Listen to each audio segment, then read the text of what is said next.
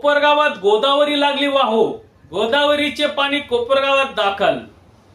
महाराष्ट्र राज्यात गेल्या आठवड्याभरापासून मोठ्या प्रमाणात पाऊस पडत आहे।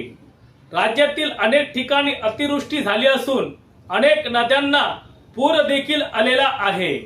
राज्यात अनेक ठिकाणी पाऊस पडत आहे।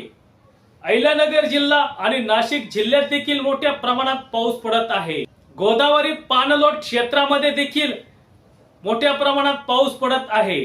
त्यामुळे गोदावरी नदीला धरणातून विसर्ग सोडण्यात आलेला आहे। दारणा, गंगापूर या धरणात पाण्याचा साठा वाढत आहे। गोदावरी नदीला टप्प्याटप्प्याने विसर्ग सोडण्यात येणार आहे। नाशिक पाणलोट क्षेत्रात सध्या पाऊस जोरदार सुरू आहे। त्यामुळे कोपरगाव शहरातून वाहणाऱ्या गोदावरी नदीला देखील पाण्याचा विसर्ग वाढत आहे। नागरिकांनी या ठिकाणी सतर्क राहण्याचे आवाहन प्रशासनाने केलेले आहे।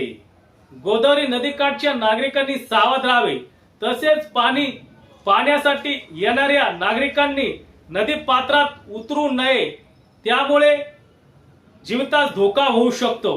कोपरगाव शहरात आणि तालुक्यात गोदावरीला पाणी दाखल झाल्यामुळे शेतकरी वर्गात आनंद निर्माण झाला आहे।